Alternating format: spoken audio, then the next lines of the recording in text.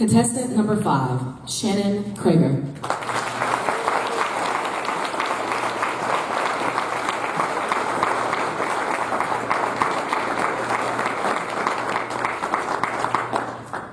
Shannon Kraiger, DTM,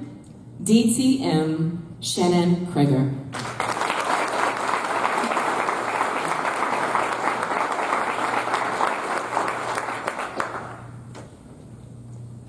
I have a confession to make. Becoming a DTM has cost me over $40,000. Endless trips to my therapist to wonder why I continued on this path, and left me with numerous certificates of participation for losing my sanity. Yet I knew it was time to do the right thing, to surrender, to submit that paperwork.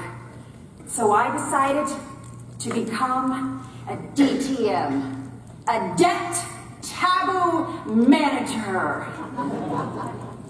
Have you ever thought that something was working for you, only to discover that it wasn't? I remember that rush of excitement I felt when I won my first speech contest. It was similar to getting my first credit card, and I wanted to keep that feeling going. Those credit cards gave me endless power to purchase things to fill that emptiness within my soul.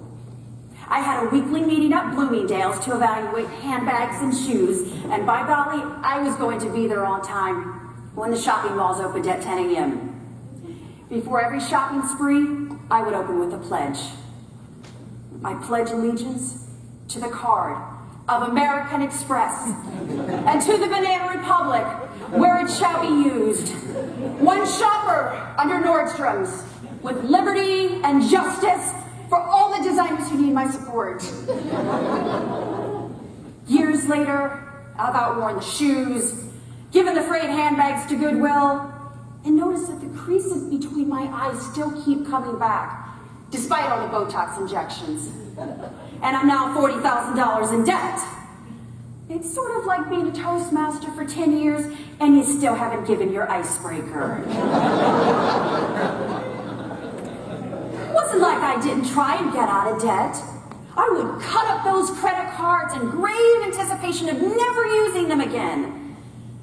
But then months later, I would feel lonely or sad. Thought a trip to the shopping mall would make me feel better. So I'd call the credit card company again and request a new card. I mean, my mouth would literally water when I went shopping. I even tried to deduct my shopping expenses off my income tax. Until TI, Taxes Incorporated, said they had no record of Social Security numbers for my children, Donna Karen, Tory Burch, and the twins, Dolce and Gabbana.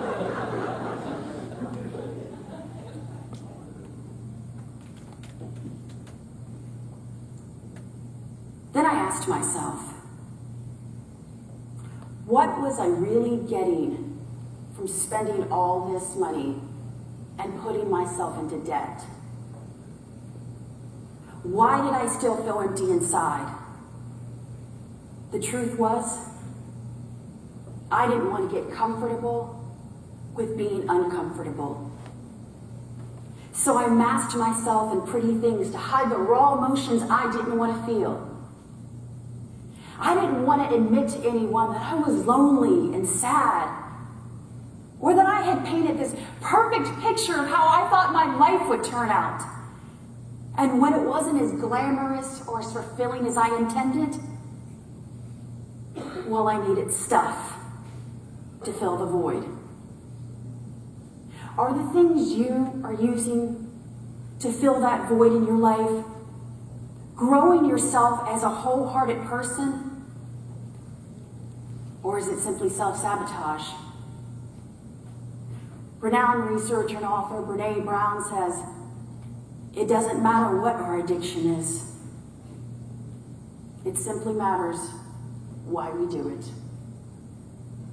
I did it because I thought buying new shoes and handbags and purses would make me a different person, a better person. a person who had not experienced heartache and pain. But it was all a facade. Because at the end of the day, well, I was still Shannon. My life began to change in February of 2016 when my manager walked into my office with ashes on his forehead. It was Ash Wednesday. And at that moment, I felt such a pull in my soul to reconnect with my higher power, who I had neglected for years. I went to church that evening. And the next week, I went back. I was slowly beginning on my spiritual journey. And I began to have faith that if I believed in something higher than myself, that I could begin to crawl out of the depths of debt that I had dived into so deeply out of desperation to devoid myself of pain. I had to learn to find gratitude in things that were around me. Like taking my dog for a walk in the morning when the air was crisp and cool as autumn slowly lurked around the corner. Or paying it forward with what I had learned by mentoring another Toastmasters club. I hired a financial advisor, this time closed my credit card accounts, and put myself on a budget. I'm still on a path to financial freedom, and I still struggle at times. But I'm slowly beginning to learn that what I have in here, it's enough.